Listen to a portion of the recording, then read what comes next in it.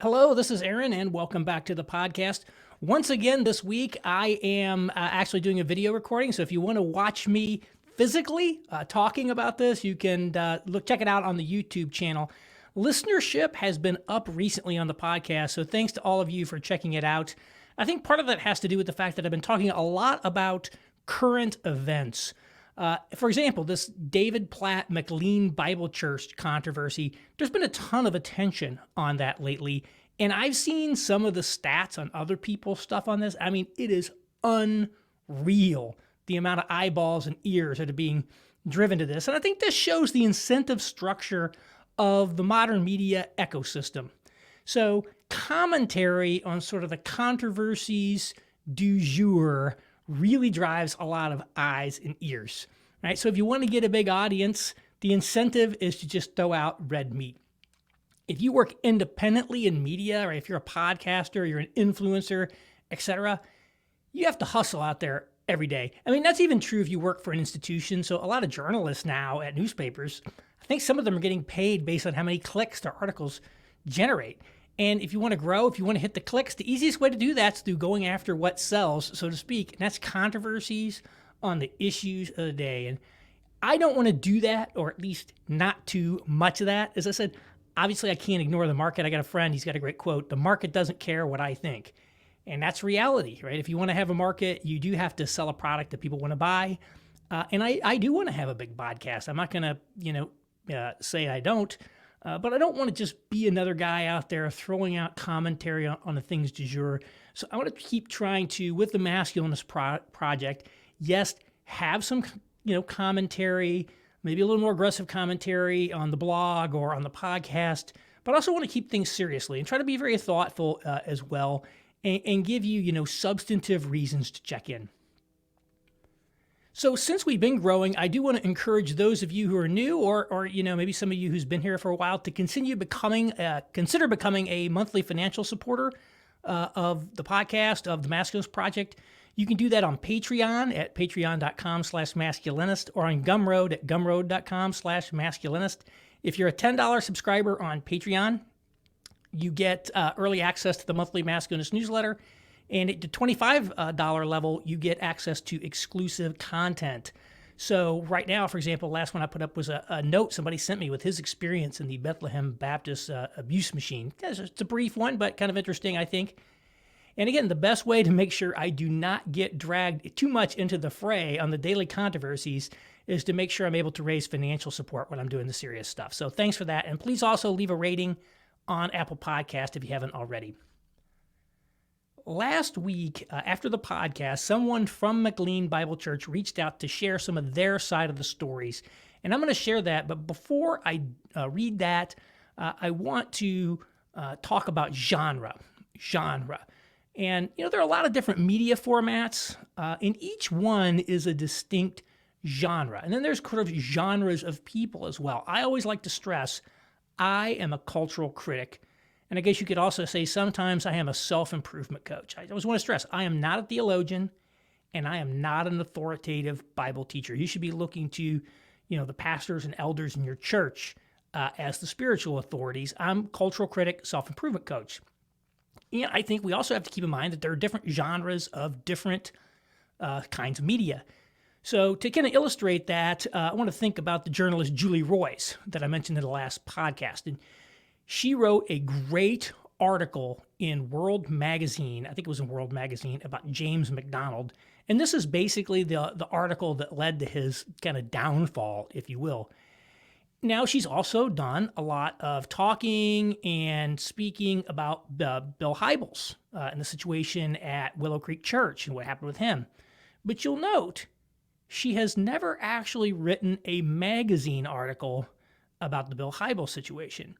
And, I don't know for sure why that is, but I suspect it's because, unlike with MacDonald, she knows that the evidence against Hybels is just not there yet, right? So to get it in a print magazine, to do a reporting article in a print magazine, you need facts, right? You need documents, you need on-the-record statements, right, that can survive fact-checking. Most magazines fact-check, at least for the print edition. Newspapers tend not to fact-check, by the way, so if you accuse newspapers of not fact checking, they generally don't fact check. I mean, I think, like the Wall Street Journal opinion page, I think does a little bit of fact checking. Some of the opinion pages may do, but for the most part, newspapers don't fact check, but print magazines tend to fact check. And you may have heard me flip a paper there. I actually have notes. I spend some time preparing these podcasts. I don't just get on here and talk. But Julie Roys, in addition to being a magazine journalist, also has a radio show or a podcast. I'm not sure if it's actually on the radio, if it's just a podcast. And she's had various people from Willow Creek. She's had various accusers on sort of air their grievances. And the reason she's able to do that is because talk radio is a different format. It's a different genre than magazine reporting, right? So she may not have the goods yet, probably investigating it, to go to print. But, on talk radio, she is able to talk about the controversies and accusations in a different way, bring people on, let them kind of give their view of it, etc. By the way, the case against Bill Hybels is very weak, right? And I think Royce knows it, right? Which is one reason she sticks to the blogging and the talk radio instead of the magazine. That doesn't mean Hybels is innocent, by the way, but there isn't much actual evidence from what I've seen. And if you want me to do a podcast on the case against Bill Hybels or something like that, let me know. Maybe I'll do that. Maybe I'll actually defend one of these guys for a change. So how does this all apply here? How does it apply here? I also operate in different genres. So I do some formal reporting and feature writing, right? So I've been published in fact check magazines, writing articles and features. I also do published opinion work, which is a different genre. I have a newsletter, etc. And I think the key here I want to make sure you guys know is that the podcast that I do is in the genre of talk radio. This is basically a talk radio show, and that's what you ought to be seeing. This is a talk radio show. This is not a formal published piece. And, sometimes I might also, engage in the genre of the course on tape, if you will. When I give a history of conservatism or something like that, it's an educational genre. But, it's also still sort of radio inflected in the sense that it's not really a formal course on tape, which, of course, I would bring even higher levels of, rigor and writing, and to make sure that it's, every I's dotted, every T's crossed, etc. Right now, I'm just putting out a weekly podcast, which is sort of like having a weekly radio show. So this is like a weekly radio show. So coming to the McLean follow-up situation, I say my podcast on the McLean situation should basically be seen as a talk radio commentary on articles that were published in Christianity Today, and I believe it was Religion News Service. So I didn't do any original reporting on it, and I don't intend to do any original reporting on it. But since it was somewhat critical, of McLean, I wanted to present their side of the story. So I did get an email from them, and they shared some points. I'm going to give a few of them. And, the thing that really caught my eye on this situation was an interesting juxtaposition of seeing this articles about the McLean situation come out next to the Mars Hills podcast that I've been listening to. It was this idea that there's a takeover attempt in the church. And this is something that Mark Driscoll repeatedly said. There's people want to get rid of me. They're plotting against me. And I'm like, wow, this sounds a little bit like Mark Driscoll. But what the people from McLean say is there actually is an attempt to take over the church. Maybe not to personally take it over in the sense of put themselves in there, but at least to get rid of the current leadership. And I do think it's fair to say that if you listen to what the critics have to say, they definitely want Platt gone. So I think to that extent, you could perhaps label it a takeover if you're trying to defenestrate the leadership of the church, if you don't want to personally take it over yourself, which is normally what I think of as that. They also say that the three elder nominees actually won on the first ballot if you counted the provisional ballots that had been cast. And the reason that the church took the revote was just to avoid any controversy about, do we count these provisional ballots, going through each one and determining if it was a valid vote cast, et cetera. Say, look, let's just hold a revote and do that. And they also say that the only people that they excluded were those who, from the voting rolls, were people who had moved out of the region, who were serving on the staff of another church, or who had explicitly relinquished their membership. So there was nobody who could argue they were part of the McLean family still that they purged off of the rolls for inactive status. So there's more than that. I could have gone into some of the things. I don't want to get down into the minutia because I just don't want to do that. But I wanted to present this. They feel that they've been doing things the right way, and I'll leave it at that. Again, even though I could probably juice my stats, if I wanted to just, again, be like a typical video blogger or podcaster, actually, let's go through this email point by point. Let's try to gin up some controversy. I don't want to do that. I'm interested in being as constructive as possible. So I'll just leave that at them. And I'm probably not going to say too much more about McLean in the future. I just happen to notice the articles that were out. McLean did suggest the topic of this podcast, though, because I think some of the challenges they've experienced are those related to a leadership transition, leadership succession. So McLean had a longtime pastor by the name of Lon Solomon, who became the senior pastor of the church in 1980 and stepped down in 2017 when Platt took over. I think Platt took over directly, not 100% sure, but there certainly wasn't much of a gap there because he stepped in the same year that Solomon stepped down. 1980 2017, I mean, that is a long time. And according to the church history, the church only had 200 members when Solomon took over. So I think it's fair to say he built McLean into what it was today. And whenever you have a highly successful, long-standing, legendary leader retire, could be a pastor, could be a football or basketball coach, could be a CEO, could be a university president, succession always seems to be a challenge. Let me give you an example of that.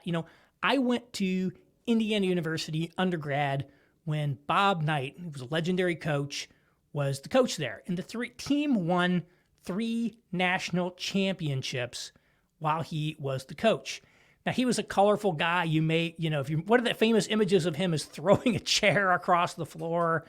He had a ton of critics all along. And eventually he was fired for his antics in 2000. And he was vulnerable because the team hadn't really had great success in a while. He was still delivering championships, but, it probably would have been okay. But, it'd been a few years since he had one. But you know what? The program has never recovered from firing him. Never. What was once one of America's premier college hoops programs is no longer an elite program. There's no way I would call IU basketball an elite program. And that would have been unthinkable when I was a student. And I think that goes to show you problems in succession can last a very long time or even be permanently harm an organization. I think IU basketball is a great case in point. My church that I attend right now went through a 15-year plus period of leadership turmoil a couple of decades, 2-3 decades ago. Hurt them badly before somebody came in, steadied the ship, and was able to get things on the right course again. So this is a very common challenge. This is a very common challenge. Back in, I think it was 2013, I attended the Willow Creek Global Leadership Conference. I don't know exactly what it's called today, but every year they had essentially like a 2-3 day big time conference on leadership. And they had some top pastors speak, but they had top, motivational piece type speakers, corporate strategy type speakers speak at it. Condoleezza Rice spoke there. The year I was there, gives you the example of the levels that were kind of there. Condoleezza Rice is Presbyterian. By the way, has an interesting story about how her family became Presbyterian, if you ever have a chance to hear that. And a lot of the secular people come to this. This is like, really great leadership training at a high level that's actually affordable that you couldn't do before. And, I just got to say one thing about Willow Creek. Willow Creek and some of these mega churches in the sort of seeker-sensitive mode, they're often kind of criticized for being very light and fluffy. There's not a lot of theological substance there. And I have to tell you, when I've clicked over to watch some Willow Creek sermons, I think after that, I thought, maybe I should watch their sermons. Like, I would see something like a psychologist sort of giving a lecture on happiness or something like that. So I think the sermons maybe weren't were a little fluffy, but I have to say the people that I have met who've attended Willow Creek are very, very serious Christians, are very serious about their faith. They're living it out. I've been very impressed, quite frankly, with the people I've met who've gone to Willow Creek. It's not a huge number of them, But I think it's important. Sometimes the rep that people get at these churches is not necessarily the reality there. But Bill Hybels gave a keynote kind of to kick things off, and it was really about the looming succession crisis in American megachurches. Now, I don't know his exact numbers, so I'm kind of giving you a little bit something illustrative here, but he said something to the effect that in 1970, there were fewer than 10 megachurches in the entire world, and most of them were in South Korea. But that fast forward to 2013, there were now 2,000 megachurches in the United States alone. He said many of these churches are going to be facing a succession event in the next decade because many of them were started by baby boomers, often with the founding pastor still in effect. And, those people were going to be retiring and moving on. And so all of these huge churches were going to be searching for somebody competent enough and qualified enough to step into his shoes. Now, he's obviously saying this in light of himself. And he used himself as an example. Hey, I'm the founding pastor of this church. It's huge. It's a tough lift to replace a guy like me. And he talked about, hey, we have put in place a succession plan for myself. And I think he said that he was going to be there like between 5 and 10 years. I'm not going to give you an example. It's going to be more than 5, less than 10. And of course, obviously, his succession plan did not work out. He brought in a couple of internal successors, and then there were all these accusations around sexual harassment and the like that sort of blew that whole thing up. By the way, I think there's a little bit of a whiff of King Lear about the Willow Creek situation. But that gives off that air. Let me just say. So, how do you manage a transition in an organization? Think churches, but this could be any organization.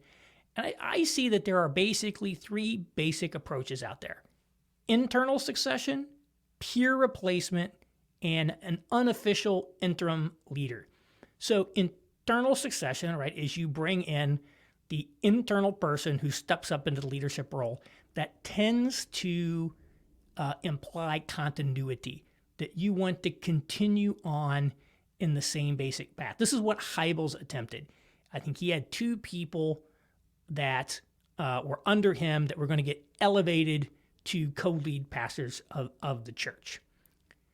Peer replacement is bringing in someone who's of sort of an outsider who is of essentially similar wattage to the person that you replaced. So David Platt, who was a big name person in his own right, was a peer successor of Lon Solomon. It doesn't mean that they were exactly the same or that they're exactly the same on the pecking order, but like you brought in you had a high wattage guy in, he retired. Now you're bringing in a high wattage replacement. And I would say peer replacement typically indicates a change in direction.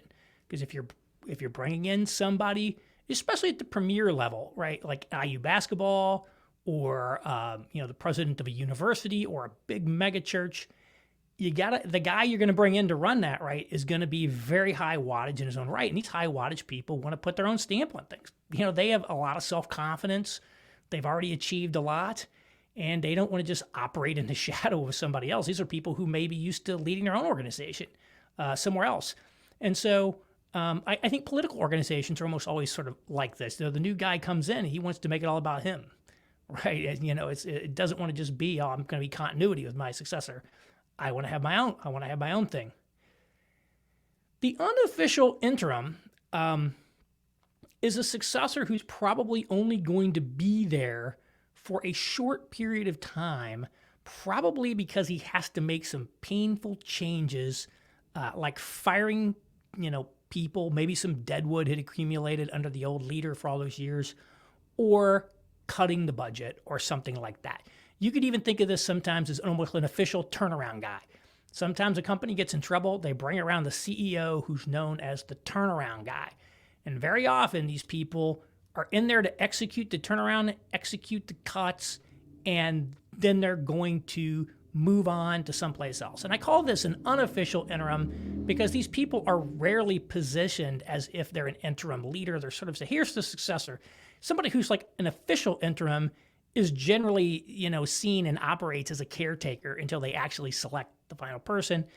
But there's somebody that you bring in order to make some painful choices and then move on. And then you bring in kind of the real successor. And the reason that you do something like this is that you don't want to burden the long-term successor with all of the baggage of having come in and immediately fired a bunch of people and made a bunch of cuts. I mean, that's probably going to set a bad tone that's going to make it very hard for this guy to then try to build and lead the organization. It's going to leave a bad taste in people's mouth, et cetera. So what do? You bring in a hatchet man to do the dirty work, then he moves on, and then you bring in the real successor.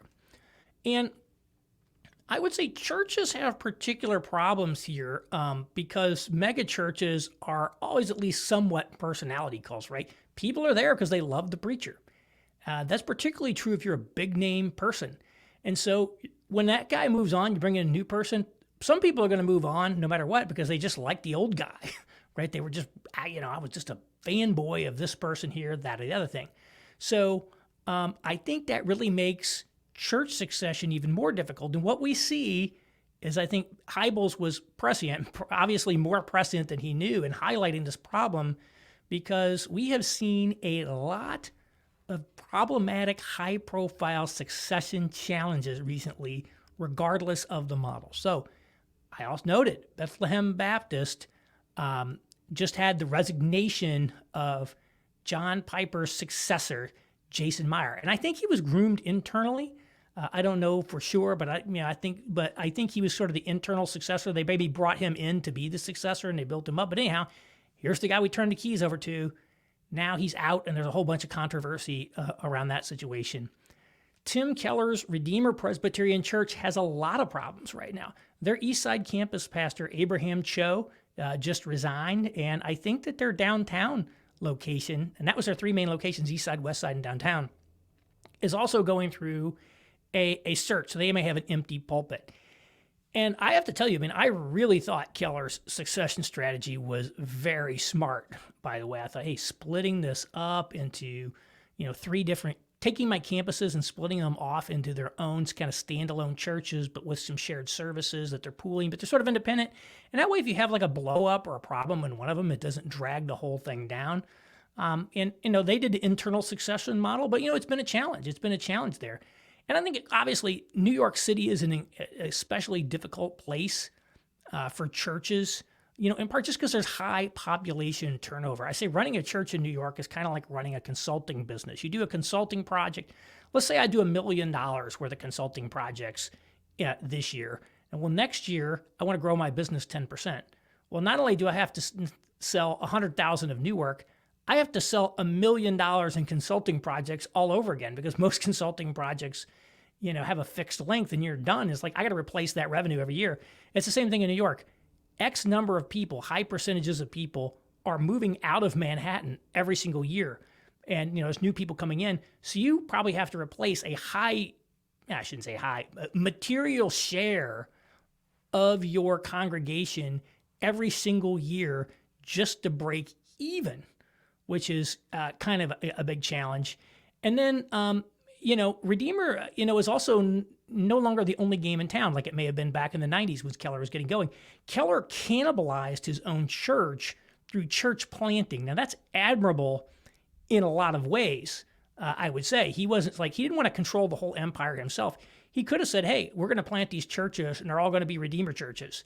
And they're all going to be, I'm going to create essentially a very, very large multi-site parish model church. I'm going to control it all. He didn't do that. He said, look, we're going to plant all these churches. That's what we're trying to do. They're going to be different denominations.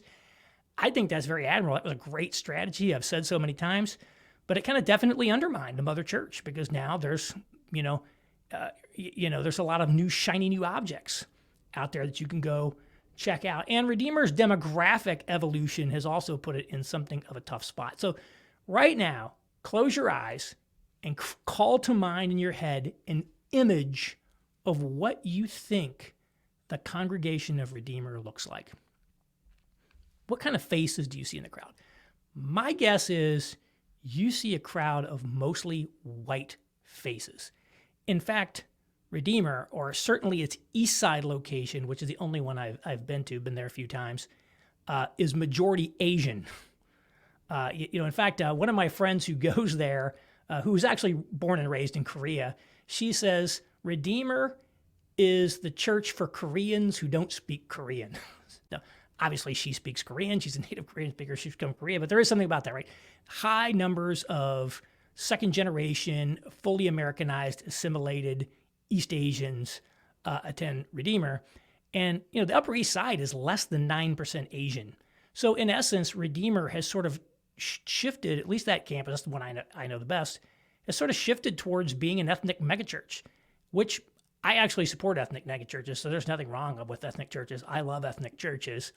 But they're drawing from a relatively narrow demographic today, which is a challenge. And again, I when I talk to people, I know people who've left Redeemer, they're essentially all except for one guy left a long time ago, all non-Asian.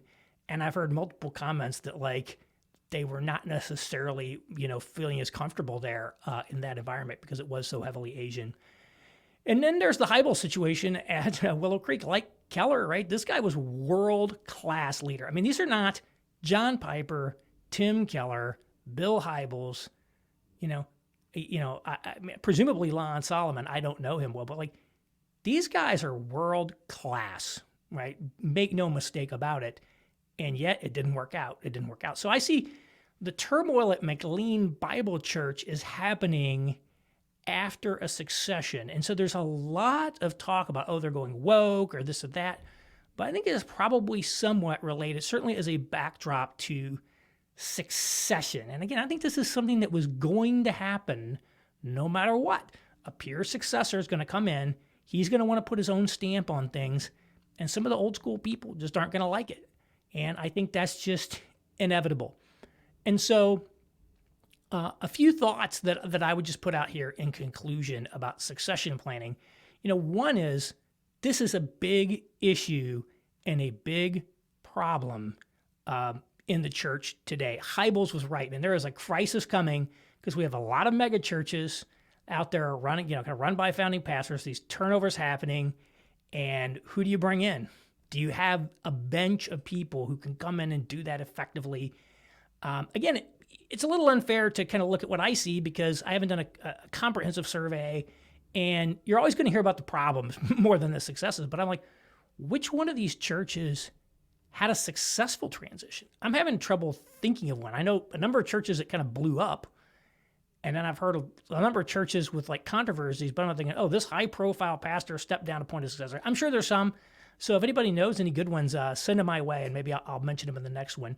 So this is a very big challenge, and if you are running a church or you're in a situation where you think you might run into a succession event or retirement or something like that, you better be thinking about it. And, corporations think a lot about succession planning, and I think churches need to be thinking about it as well. I mean, again, this is one the church has not gotten right.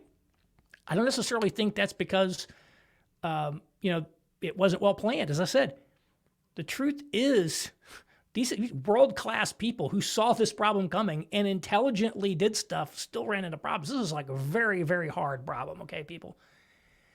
A second thing, one of the other things that Hybels talked about in that, I think it was 2013 speech, was what his plan was between then and the transition. One of the things that he said, I'm going to do, and again, I'm sort of paraphrasing here. He's like, I'm going to go raise a boatload of money.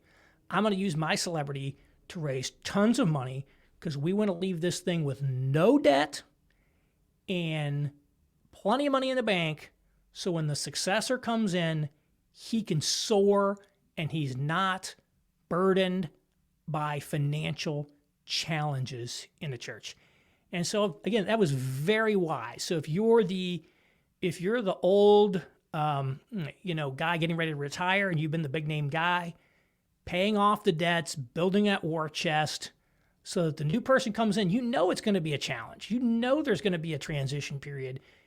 Being able to have the financial base secure is important.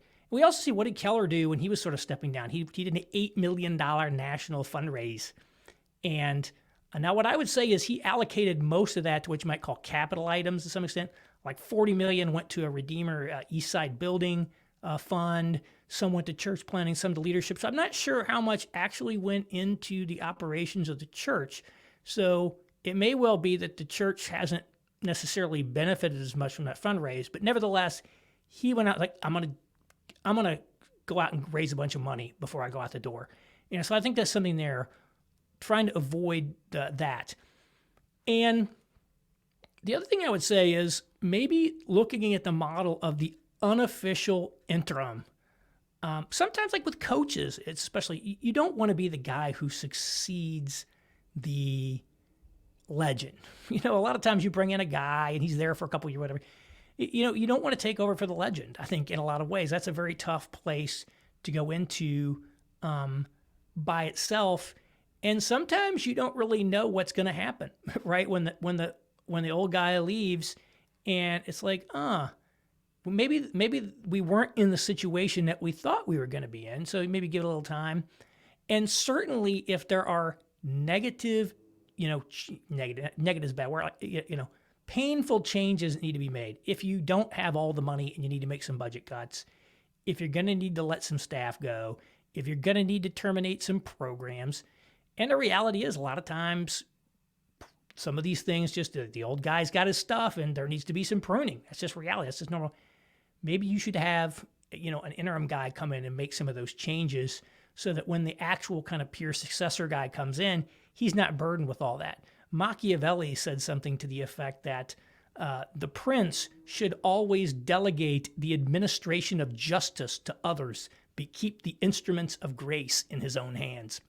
And think about that. You don't want the new guy who you hope is going to be your long-term successor come in and start firing people and start cutting the budget. That is probably going to permanently affect his ability to lead. But this is something you really, really need to pay attention to. And thinking about these things, these succession challenges, and looking at these churches that are going through these challenges, I just say one other thing. Until you've been through a down cycle, you don't know how successful your organization is. Warren Buffett's got this saying, until the tide goes out, you don't know who's been swimming naked. And something is similar with churches, right? If you were founded and you've grown and all you've been in is the growth phase of your life cycle, well, now maybe you're at maturity in that. You're coming to a transition. If you haven't been through a dislocation where you have to kind of reinvent yourself for the next cycle, you don't really know how successful you are. Churches that have been around, look at a church that's been around 100 years. And if that's the case, that you've survived 100 years, you can look and say, oh yeah, they've had to reinvent themselves. Lots of people can't reinvent themselves. I see this in cities all the time. Detroit, when it had the auto boom and it went into a decline, has not been able to really reinvent itself. On the other hand, New York City has reinvented itself multiple times over the years to stay on top. And, obviously New York situations are different from Detroit's, but I'd say the same thing to an Atlanta, a Houston, a Dallas. All these places have been growing. Phoenix, you're growing now. Well, when your growth run comes to an end and you become stagnant or maybe a little bit of decline, you're going to be able to reboot yourself. That's when we're going to find out what you're made of. And, an organization that's only been in grow mode, can't always handle that transition. We see this a lot of times with retailers. A retailer will be a juggernaut because it's expanding, it's adding stores, they're adding new restaurants if it's a restaurant, and all of a sudden they saturate their market. And instead of thinking like a growth company, they have to start thinking like an operating company. And that's a very different set of skills. And they often, again, wander in the wilderness for a while, until they, find somebody who's able to steady the ship or, get bought out, go out of business, go into decline. You say it. So this is a situation you should expect as a church that if you plan to be around for the long term, you are going to go through various down cycles, and you have to find a way to navigate those. In the succession, to the founding pastor or the long-term superstar pastor as he goes into retirement after a big growth phase is a very key moment, and it's an area that I think needs a lot of study and it needs a lot of thought because we're seeing that it's not going well, or at least there's running into challenges. So that's all for this week. Thanks again. Again, please do sign up to support on Patreon Gumroad. Please do leave that rating on Apple Podcast. I appreciate everybody. Talk to you next week.